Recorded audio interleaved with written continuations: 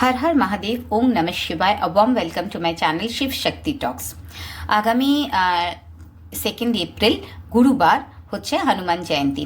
আমি অলরেডি হনুমান জয়ন্তী নিয়ে আরও ভিডিও করেছি যে কীভাবে পুজো করবেন।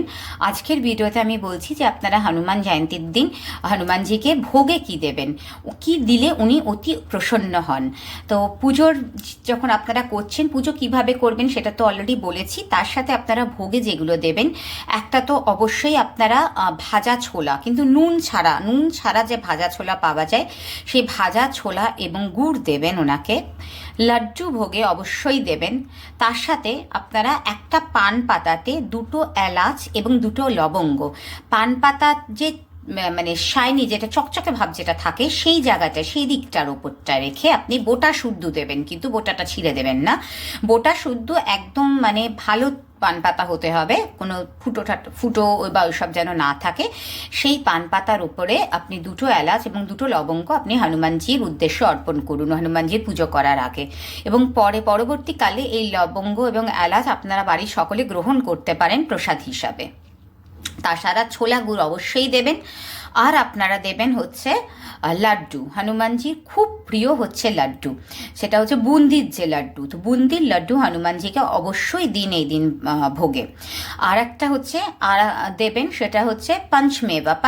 আপনারা অনলাইন যে আমরা গ্রসারিজ যেখান থেকে কিনি সেখানে কিন্তু আজকাল পঞ্চমেবা পাওয়া যাচ্ছে বিভিন্ন কোম্পানির। তো সেখান থেকে আপনি পঞ্চমেবা কিনে নিতে পারেন। পঞ্চমেবাতে জেনারেলি থাকে হচ্ছে বিভিন্ন ধরনের বাদাম, যেটা হচ্ছে আখরোট, কাজু, অ্যালমন্ডস, কিশমিশ, তারপরে খেজুর, এগুলো মিশ্রিত যে একটা মিক্সচার, সেটা হচ্ছে পঞ্চমেবা, যেটা আপনারা পেয়ে যাবেন খুব ইজিলি।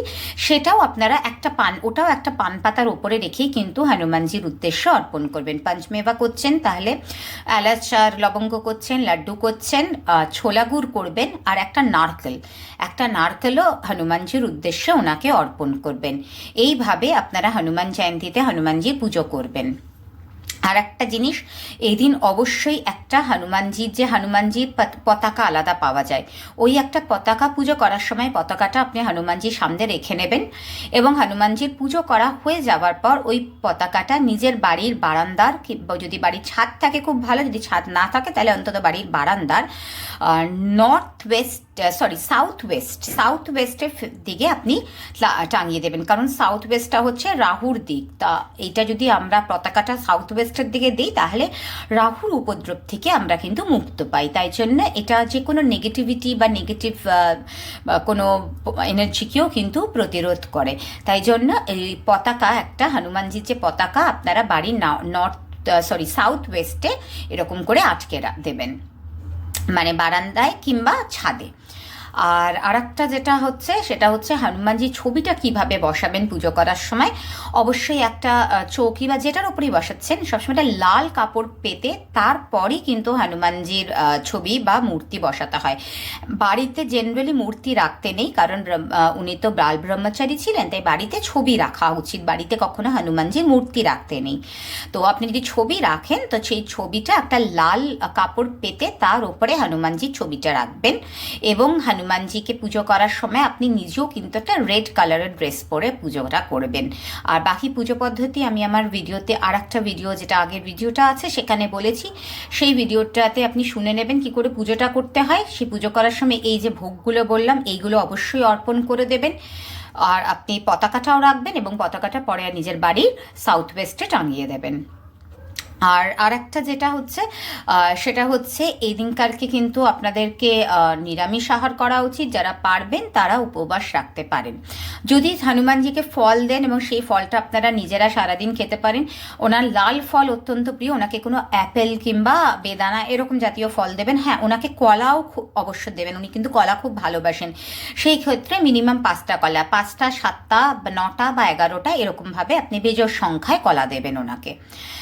আর যে ওনাকে যে প্রসাদগুলো আপনারা অর্পণ করলেন সেগুলো আপনারা নিজেরা পুজোর পর আপনারা নিজেরা আহার করতে পারেন ওনার প্রসাদ স্বরূপ। আর আজকে যাওয়ার আগে আমি আপনাদেরকে একটা মন্ত্র বলে দিয়ে যাচ্ছি। এই মন্ত্রটা আপনারা ওই দিনকে হনুমান জয়ন্তীর দিন 11 বার পাঠ করুন এবং পারলে প্রত্যেক মঙ্গলবারও এই মন্ত্রটা পাঠ করে দেখুন। এই মন্ত্রটা কিন্তু খুব পাওয়ারফুল, আপনাদেরকে সব রকম শত্রুর উপদ্রব এবং অনেক কিছুর থেকে আপনাদেরকে, অনেক নেগেটিভ এনার্জিস থেকেও কিন্তু আপনাদেরকে হেল্প করবে।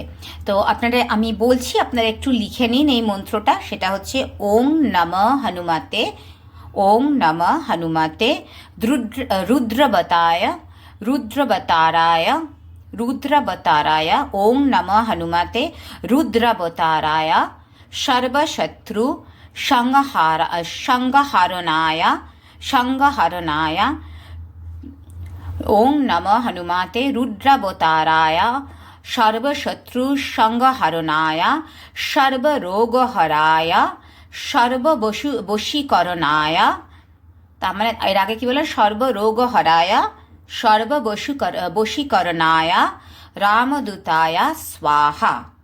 আমি আরেকবার বলছি, ওং নমঃ হনুমতে রুদ্রাবতারায় সর্বশত্রু সংহারণায় সর্বরোগহরায় সর্ববশীকরণায় রামদূতায় স্বাহা। এইভাবে আপনারা এই মন্ত্রটা 11 বার করুন এবং পারলে প্রত্যেক মঙ্গলবার এই মন্ত্রটা 11 বার করতে পারেন। মিনিমাম 11 বার, 108 বার যদি করতে পারেন এর ফল আপনি নিজেই দেখতে পারবেন। 111 বার যদি নাও, 108 বার যদি নাও করতে পারেন, অন্তত 11 বার করুন।